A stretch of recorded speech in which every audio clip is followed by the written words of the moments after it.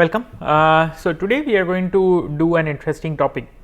So you have been learning a lot about deep neural networks, very deep neural networks, and like real recent variants. So we have covered down models which were as recent as even 2016 and 17, coming down from the recent CVPRs. Now one thing which comes into mind is that all of these models which we were learning down, they were champions of solving a very pertinent problem which is called as the ImageNet challenge. Okay, great. So you had the standard sized images of 224 cross 224, and there were 1000 categories of objects which were present in these images, and the whole objective over there was to train down a network which can actually very effectively with a very high accuracy classify down these multiple categories of objects. So that was going on pretty good. Now the challenge which comes out is that you have a network which has been designed, it has been trained, you have your weights available, but then till now we haven't made use of any of these weights. So when we were downloading all the models, we were downloading just bare models which were from your model zoo or from your Torch Vision models library. You were downloading only the architecture. We never downloaded these weights over there directly. It was just the architecture definition which was coming down. On the other side, we did look into the weight space complexity computations and what is the total time complexity computation as well. And one thing which you would remember is that if we are looking down into weight space over there and we try to download a model with the weights, then the total download size is also larger. So that was because the weights have to be downloaded and kept down onto your space, and the moment you do it, your RAM also explodes out quite in a good way. Now what evidently comes to your mind is that say we are trying to solve the same kind of an ImageNet problem or real object detection problems. When we were doing it down with smaller sized images from CFAR, just bloating it out to 224 cross 224, we realized that the accuracy which we are going up to was not that what is compared to a ImageNet problem. We are still stuck down at about barely 80%. Yes, we are doing with lesser number of sample images.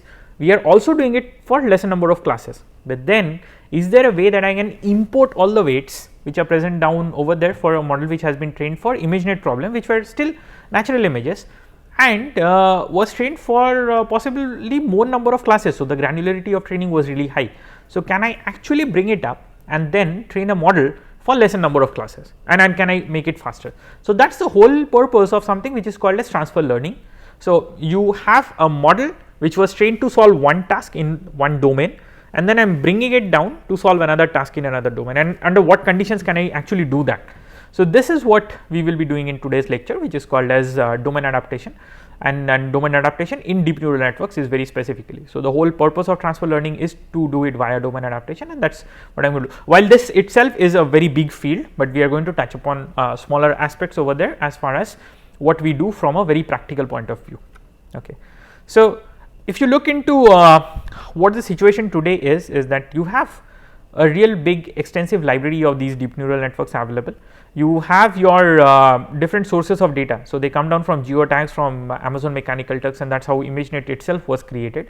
You also have your e-commerce data available and coming down, and then on the other side of it, you have your real great compute systems. You have your GPUs, you have your grids and HPCs and everything present down. And then you have very standard data sets which you could use for creating your networks over here.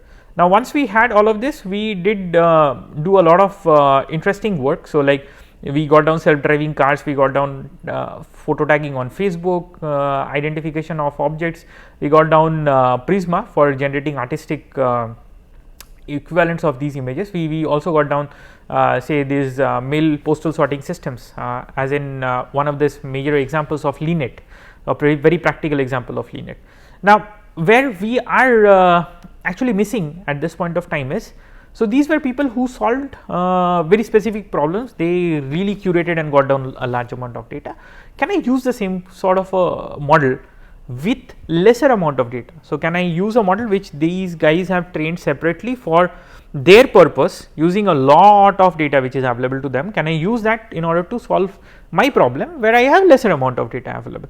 Now this is what we are looking at today. Okay, so let's look into the organization. How it goes down is that you have so initially I will describe you what a domain is and what a task or a problem is at hand. Then we get down into certain origin and notations. So, we go into something called as the classical approaches for domain adaptation, and then get into certain application scenarios and then come down to an end node. So, generative models with adversarial autoencoders is which I will be covering down at a later on point of time with a very extensive lecture. So, there is one whole series of few lectures which we have in this next week, where we are going to work down on generative models itself and how these neural networks can work as generators. So, can you give a class label and generate an image out of it? So, that is roughly speaking a very shorter, a very sweet and simple definition of a generative model as it goes down. Okay.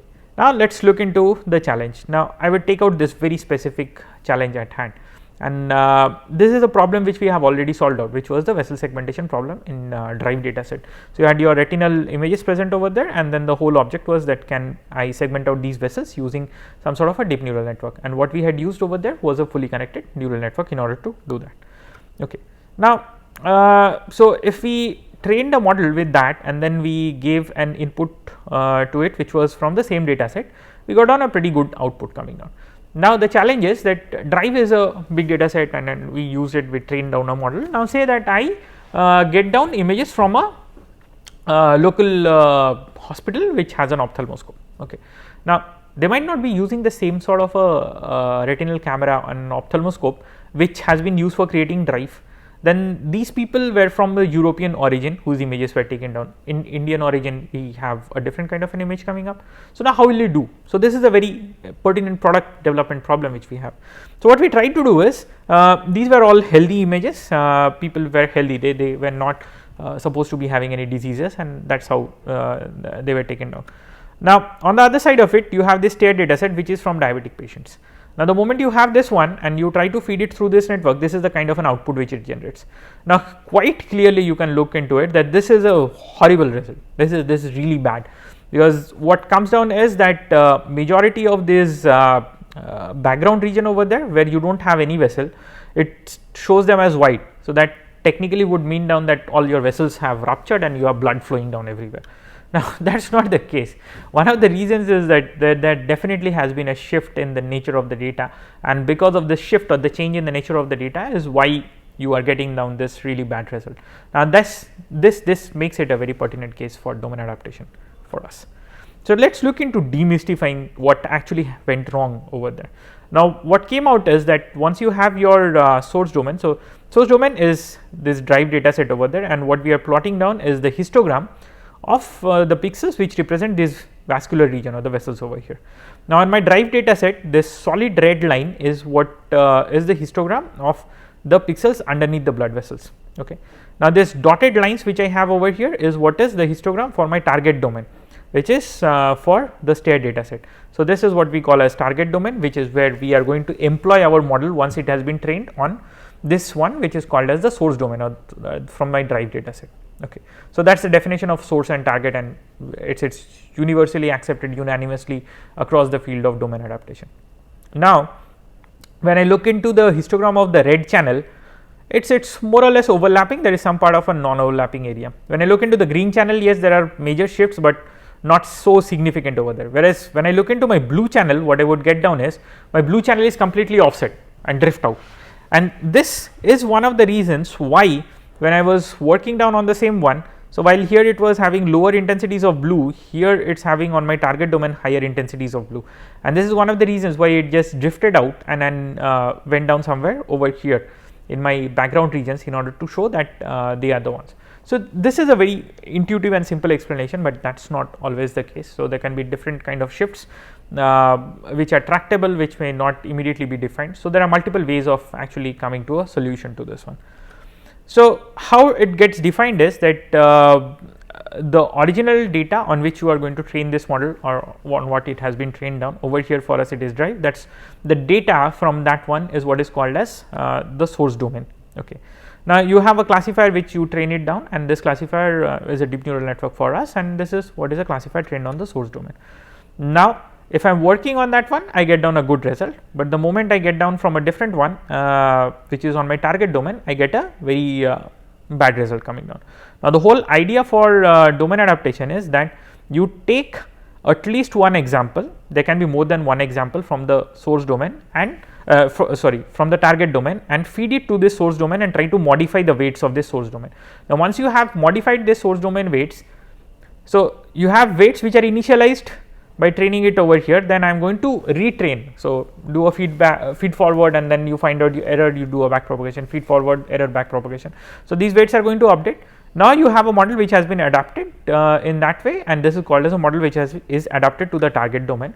Now, if you put down example over there, you would see that the results are quite intriguingly similar over there. Okay. So, this is what comes out. Okay. Well and good. Let us look into some of these notations, common notations for this problem. So, the data, the input data is typically what is called as XS. So, X has been for my data and Y has been for my class label, and the subscript S is just for my source, to denote that this is from my source. Okay. Now, what I have, if I try to look into a joint probability space, then this is what a joint probability space will be looking like. So, say I have two different features, and then these pluses are what belong to my blood vessel region, and the red circles are what belong to my background region over there. So, I have red circles and blue pluses over here. Now, if that is the case, then together if I plot it down, then this is how it would look down if I am just looking at two different features. So, this is a hypothetical feature space on which I am looking. Now, any kind of a classifier is what is this margin which is going to segregate between these two classes. Okay, great. Now, on my target domain, when I get it down, what I would be having is a feature space which has a very different topography as such. And obviously, there are less number of pixels available because you have lesser number of samples available in your target domain. So, what we said from the definition is that your target domain may have as less as just one single sample present over there. Now, my whole problem is that using this lesser number of samples, I need to draw this sort of a line over here. Now, obviously, if I take this classifier line over here and try to place it over here, so that will be a line which comes down along this way. Now, the moment you have that kind of a line coming down, you see that majority of these will be wrongly classified, and that is wrong.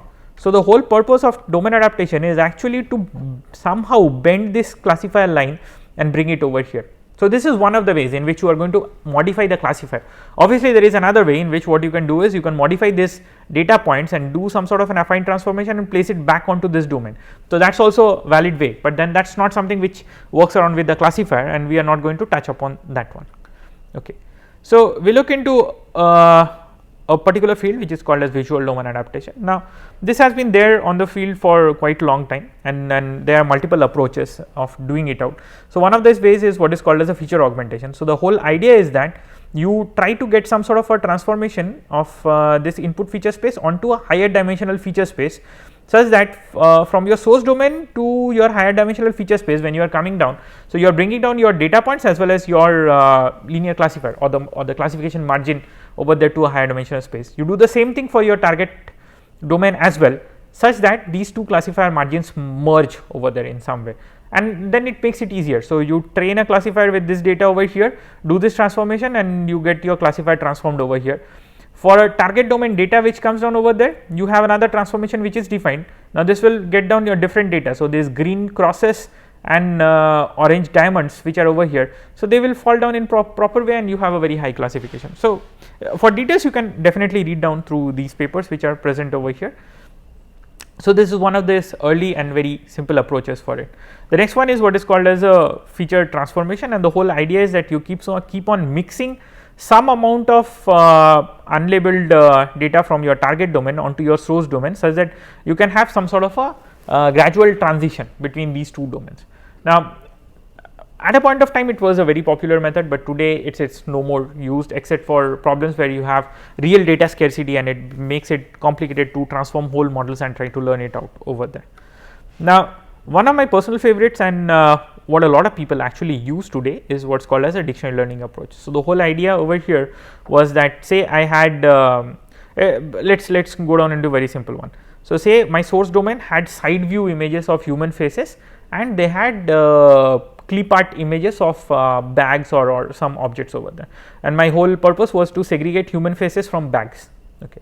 Now, in my target domain what I get is I get front view images of human faces, and I get camera images of bags, or from my phone camera I have just taken out, and I want to segregate it out. Now, it's quite rational that for this network which was trained on the source domain, since the nature of the data was quite different, it's not so easy for it to adapt, although we as humans have known to adapt it, but we have years of training in order to adapt it. Now what will you do over there? So what typically is done is that you need to have the source domain data available to you and the target domain data, and you start creating a common latent dictionary. What that would mean is that you put all of these side view faces, front view faces and everything. So you train a network which took only side view faces and these clip art images, and this is trained and kept down. You also have your source domain data. Now you create a newer class of faces where you have side view faces as well as you have front view faces. You create a newer class, a set of newer class over there for bags, where you have clip art representation of bags as well as you have camera images of bags.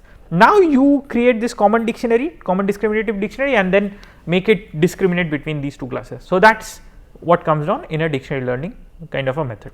Okay.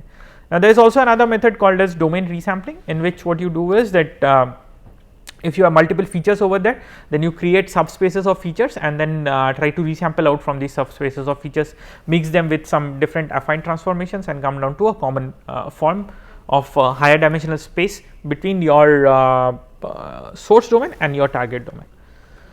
So that's one part of it, which is about mixing down data from different domain, then trying to update your model based on it.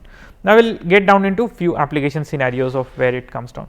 So one of it is in face recognition. Say that I have faces where the challenge is that I can have faces under different poses. So there can be side view, there can be front view. Can I recognize really these ones?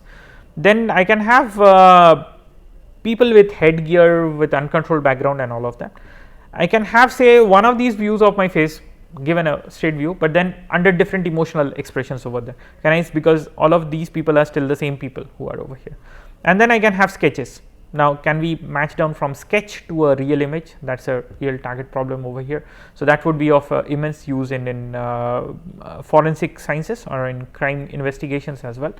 Now these are practical challenges associated with one of these problems in face recognition itself.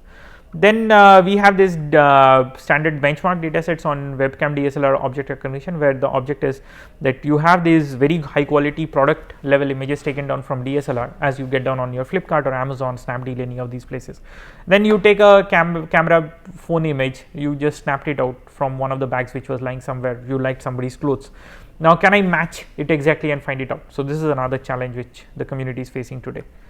Now where I would come down is one of our earlier works which we call down as domain adaptation within stacked autoencoders, and the whole idea over here was the examples which I was showing down. So if you have your drive data set on which you have trained it out, and then on your state data set, how will it work on? So as one extra example which do get pointed out and not many people do refer to it is a very pertinent question at this point. So I have my drive data set on which I have trained it out, great. Now I am saying that I want to modify that model which has already been trained on drive onto my stair data over there. Now say if I don't do that, what will happen? So if I say that okay, I have the whole stair data set, why not train a whole model with stair data set and just work it out? So that's what we had also tried doing over here. So what we did is that say you have your model which was trained down over here, which is called as H source, and then you directly plugged in one of these test samples onto it, and this is what you get down. Really bad result over there, exactly opposite in some sense over there. Now on the other side of it, what I try to do is that I try to train a model exclusively using only limited number of samples present in state data set, and that's really small. And if you look into the number of examples available where your vessels are marked, that as low as 4, just 4 images are present. Now this is what the performance will come down, which is also pretty shabby. Now on the other side of it, if I take a model which has been trained on drive and then I just modify it over here, I get down my newer data set which is on my target domain, and this is where it comes down. So you can see effectively that because it had learned very nicely to discriminate out vessels and everything, it just needed a bit of modification to match down exactly to the newer domain over here, and you get down pretty fine polished out results over there. So that's why domain adaptation is actually used in a big way in the community. Okay.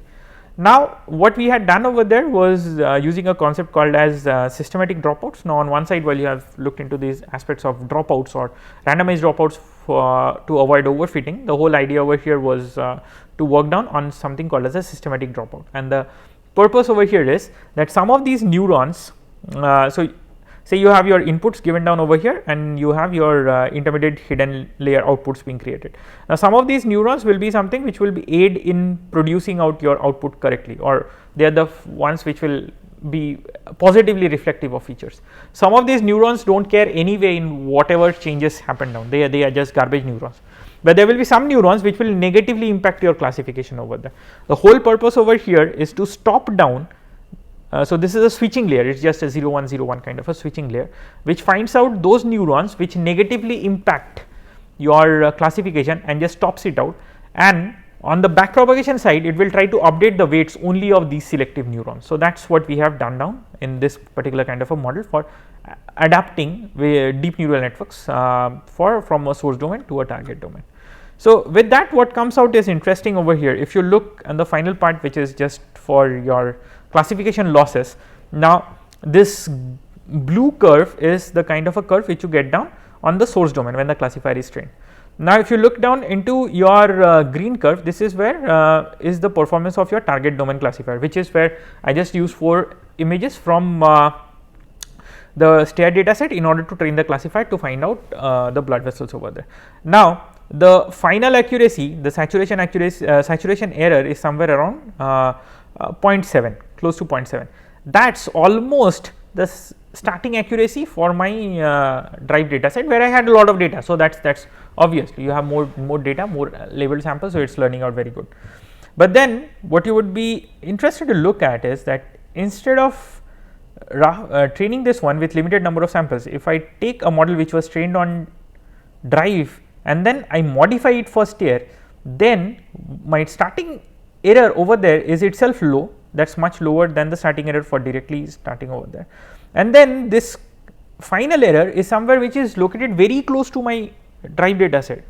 So this is what you saw, that if you are trying to modify a network which has been trained with large amount of data, more number of images on a source domain and then just used for a target domain, then you can actually come down to much lower errors over there. And this is quite good, because now this would reduce for most of your actual engineering problems. You can actually make it faster within very few number of epochs. You can modify your network. You don't need to keep on running for 100 epochs, 200 epochs, or even 1000 epochs. You can now just modify your network within extra 5 epochs, 10 epochs, or maybe maximum till 100 epochs, and still get down a very good performance coming down. So this was one of these examples with retinal images. Another example is working it out on digital pathology. This is where the whole idea which we had put down was to take a network which was trained on standard ImageNet kind of problems, and once you have those networks, what you need to do is, so there was obviously a voting and a multi-view rule applied over there, but then nonetheless these networks over there which were already pre-trained for just ImageNet problem, which is natural image classification, and what I am showing over here are medical grade images. These are histopathology images. It takes pathologists years of experience in order to actually come down to understand patterns, very visible and pertinent patterns of diseases on these slides of tissue samples over there. Now we could modify very easily just within less than 10 epochs to make a network work out to actually be a pathologist's eye equivalent. So that is a real case of using it down. So I can refer you down to this particular paper from ISB 2017, where we had details of it completely given down on how to modify it down for your work and purpose. Okay. So if you are more of interested in looking down into other issues of domain adaptation and how to solve it out, this is a whole list. Since the slides will be available, so I am not just going to stick down onto this one. You can have your look at it at a later on point of time. Stay tuned. In the next subsequent ones, we will be actually looking into adapting a classifier for our purpose. So we will download a whole trained model over there and then see how domain adaptation actually comes down to an convergence, and compare and contrast it with a standard model where you are not using a domain adaptation to train it. So these are interesting points which we will be doing on the lab sessions. So still then, stay tuned and thanks.